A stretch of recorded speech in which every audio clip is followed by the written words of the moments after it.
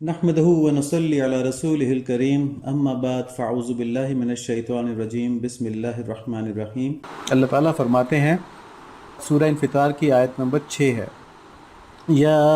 ایہا الانسان ما غرک بربک الکریم الذی خلقک فسواک فعدلک، کہ انسان تجھے کس چیز نے اپنے پروردگار کے معاملے میں دھوکہ دیا ہے جو بڑا کرم والا ہے، جس نے تجھے پیدا کیا پھر ٹھیک ٹھیک بنایا، پھر تیرے اندر اعتدال پیدا کیا۔ تو اب اس آیت کی تفسیر میں اگر غور کریں تو یہ فکر پیدا ہوتی ہے کہ ہمیں ناجائز دنیا چھوڑ کر اس رب کی طرف متوجہ ہونے سے کس چیز نے غفلت میں ڈالا ہوا ہے جو ہمارے معاملے میں بہت کریم ہے، یعنی جو رب ہمارے معاملے میں بہت کریم ہے ان سے غفلت میں ہمیں کس چیز نے ڈالا ہوا ہے، اور وہ ایسے کریم ہے کہ ہماری تمام تر نافرمانیوں کے باوجود اپنی نعمتیں ہم پر جاری رکھے ہوئے ہیں۔ اور اللہ کریم نے ہمیں ایسا ٹھیک ٹھیک بنایا ہے، ایسا ٹھیک ٹھیک بنایا ہے کہ اگر ہم غفلت سے نکلیں اور ہوش کریں تو اپنے رب کو بآسانی پا سکتے ہیں، یعنی یہ چیز ہماری استطاعت سے باہر نہیں ہے۔ یعنی اللہ تعالیٰ نے انسان کو وہ عظیم صلاحیت نصیب فرمائی ہے کہ اگر اس کا درست استعمال کرے تو وہ کیا حاصل کر سکتا ہے؟ وہ پہاڑ کاٹنا نہیں ہے، وہ سمندر کے اندر سے خزانے نکالنا نہیں ہے، وہ اس سے کہیں بڑھ کر یہ ہے کہ اپنے رب کا قرب حاصل کر سکتا ہے، اور یہ صلاحیت کسی اور مخلوق کے اندر نہیں ہے۔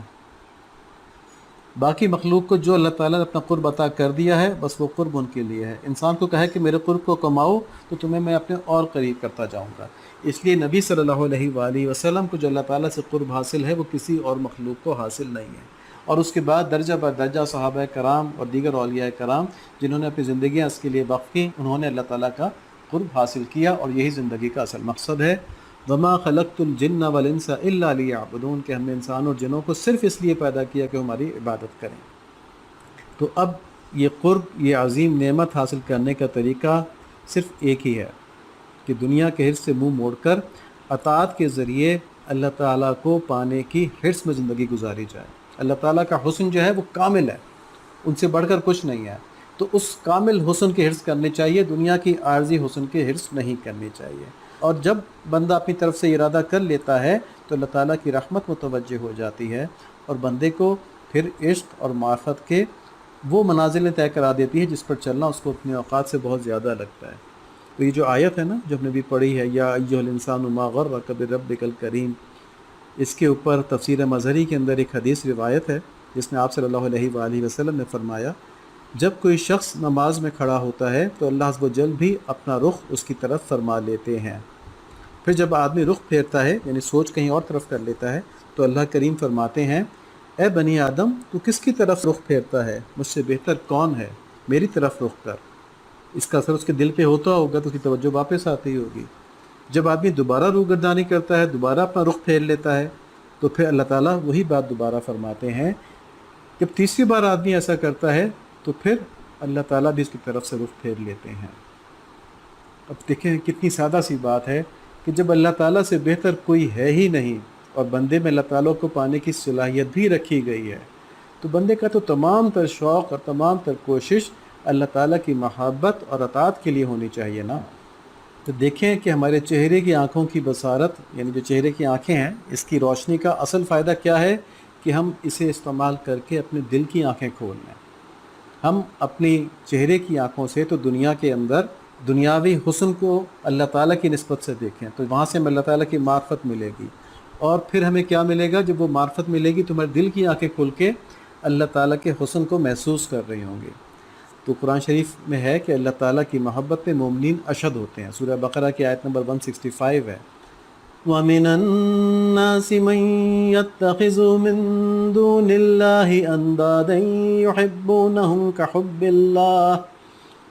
وَالَّذِينَ آمَنُوا أَشَدُّ حُبًّا لِلَّهِ، لوگوں میں ایسے بھی ہیں جو اللہ کو شریک ٹھہرا کر ان سے ایسی محبت رکھتے ہیں جیسی محبت اللہ تعالیٰ سے ہونی چاہیے تھی، اور ایمان والے تو اللہ تعالیٰ کی محبت میں اشد ہوتے ہیں، یعنی شدید محبت اللہ تعالیٰ سے کرتے ہیں، یعنی اللہ تعالیٰ سے زیادہ کسی سے محبت نہیں کرتے۔ اور ایسی شدید محبت جب ہی ممکن ہوتی ہے جب انسانی شعور اللہ عز و جل کی عظمت ان کے دیکھے بغیر دل کی آنکھوں سے محسوس کر سکتا ہو۔ چنانچہ مومن کی عقل دنیا میں موجود حسن اور اللہ کریم کی نعمتوں کے مشاہدے سے اللہ تعالیٰ کی عظمت کا ادراک کرتی ہے، اور اس کا دل اللہ تعالیٰ کی تجلیات کو برداشت کر کے ان کو جذب کرتا ہے، اور اس سے جو عقل سے معرفت حاصل ہوئی ہوتی ہے نا، اس کو محبت کے جذبے میں تبدیل کر لیتا ہے۔ اس کیفیت کو حضرت بابا بھلے شاہ رحمۃ اللہ علیہ اس طرح فرماتے ہیں: جس پایا بھیت قلندر دا، راہ کھوجیا اپنے اندر دا، او واسی ہے سکھ مندر دا، جتھے کوئی نہ چڑھدی لیندی ہے، منہ آئی بات نہ رہندی ہے۔ ایک لازم بات ادب دی ہے، سانو بات معلوم سب دی ہے، ہر ہر وچ صورت رب دی ہے، کتے ظاہر کتے چھپیندی ہے، منہ آئی بات نہ رہندی ہے۔ اتھے دنیا وچ ہنیرا ہے، اہی تلکن بازی وہڑا ہے، وڑ اندر ویکھو کیڑا ہے، کیوں کھفتن باہر ڈھونڈے دی ہے، منہ آئی بات نہ رہندی ہے۔ یعنی جس نے یہ راز جان لیا کہ رب دل میں رہتا ہے، اور اسے کھوجنے کے لیے ظاہری دنیا سے دل ہٹا کر اسے صرف اللہ تعالیٰ کی پہچان کا ذریعہ بنایا، یعنی دنیا کو، تو اس نے دنیا سے یکسو ہو کر اپنے من میں رب کو تلاش کیا، اور پھر ایک لافانی سکھ پا گیا۔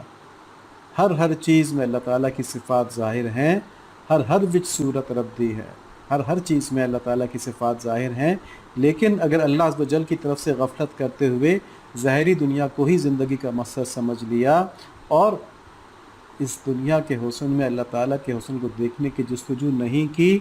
تو ہر لمحہ اس دھوکے کی وجہ سے ادھر ادھر لڑکتے رہو گے۔ اتھے دنیا وچ انھیرا ہے، اہی تلکن بازی وہیڑا ہے، بڑ اندر ویکھو کیڑا ہے۔ اپنے اندر دیکھو کیسے اللہ کریم کی تجلیات تمہیں اللہ کا حسن دکھاتی رہتی ہیں، ارے ان کو محسوس کرنے کی کوشش تو کرو۔ تمہارا سکون تمہارے اندر ہے، اور باہر کی دنیا اس اندر کی دنیا کو کھوجنے میں مددگار ہونے کے علاوہ اور کوئی خوبی نہیں رکھتی، ٹھیک ہے؟ تو تم باہر کیا ڈھونڈتے ہو؟ باہر کچھ نہیں ہے، باہر سکون نہیں ہے، باہر حسن نہیں ہے، سب کچھ تمہارے اندر ہے، اس کو دیکھو۔ تو یہ دنیا اور ہمارا وجود یہ صرف اللہ تعالیٰ کو پہچاننے کے لیے ہے کہ وہ کتنے حسین ہیں، اور ان کو پہچاننے والا جب اس کے اوپر ذرا بھی اللہ تعالیٰ کے حسن کی تجلی کھلتی ہے، آتی ہے، تو ان کی شدید محبت میں گرفتار ہو جاتا ہے۔ اسی لیے فرمایا کہ مومن اللہ تعالیٰ کی محبت میں اشد ہوتے ہیں، تو اگر اشد نہیں ہے تو ایمان میں کچھ کسر ہے، ٹھیک ہے؟ سورہ ذاریات کی آیت نمبر 20-21 ہے: وَفِي الْأَرْضِ آيَاتٌ لِّلْمُوقِنِينَ وَفِي أَنفُسِكُمْ أَفَلَا تُبْصِرُونَ۔ اور یقین والوں کے لیے تو زمین میں بہت سی نشانیاں ہیں، اور خود تمہاری ذات میں بھی، تو کیا تم دیکھتے نہیں ہو؟ تو یہی دعوت دی ہے نا، کیا تم دیکھتے نہیں ہو؟ تمہیں اللہ تعالیٰ کی نشانیاں نظر نہیں آ رہی زمین کے اندر، اور خود تمہاری اپنی ذات کے اندر، اپنے نفس کے اندر؟ تو بس یہی آنکھیں کھولنی ہیں۔ دیکھیں بھرپور زندگی کیا ہے کہ اس دنیا کو خوب ایکسپلور کیا جائے، مگر صرف اللہ تعالیٰ کی عظمت اور کبریائی کے مشاہدے کے لیے، ٹھیک ہے؟ یا اللہ تعالیٰ کے احکام کی اطاعت کے لیے۔ تو جب آدمی دنیا کو دیکھے گا اور ساتھ ساتھ شریعت پر عمل کے ذریعے اپنے باطن کو پاکیزہ بناتا جائے گا، تو یہ تجلیات جو ہیں حسن کی اور ہدایت کی، ان کو جذب کرنے کے قابل ہو جائے گا۔ تو کیا مطلب ہوا کہ کامل بندگی کے لیے بس 2 کام کرنے ہیں، اور کامل بندگی انسان کا اونچا ترین مقام ہے، اس سے بلند کوئی مقام نہیں ہے۔ تو اس کو حاصل کرنے کے کیا طریقہ ہے؟ 2 کام کرنے ہیں کہ دل دنیا سے ہٹا کر اللہ تعالیٰ سے لگانے کی کوشش کی جائے، اور اس کے لیے عقل کے ذریعے اپنے آپ کو سمجھانا پڑے گا کہ دنیا کی محبت صرف ایک امتحان ہے، دنیا کی طرف جو ہم کشش محسوس کرتے ہیں اپنے دل میں، یہ صرف ایک امتحان ہے، یہ ختم ہو جانے کی جگہ ہے، اور اس امتحان کو ہم نے گزار کے اللہ تعالیٰ کو حاصل کرنا ہے، ٹھیک ہے؟ اور دوسرا کام کیا کرنا ہے؟ پہلا کام یہ ہوا کہ اپنی عقل کے ذریعے اپنے آپ کو سمجھا لے کہ دنیا میں دل نہیں لگانا، بلکہ ہم نے اللہ تعالیٰ سے لگانا ہے۔ اور دوسرا کام کیا کرنا ہے کہ محبوب کے احکام کی پابندی کر کے یہ ظاہر کرنا ہے کہ ہمارے لیے اپنی ناجائز خواہش سے زیادہ محبوب کی خوشی اور رضا مقدم ہے، چاہے اس خواہش کو چھوڑنے سے ہمارا دل چھلنی چھلنی ہو جائے۔ یعنی محبوب کون؟ اللہ تعالیٰ۔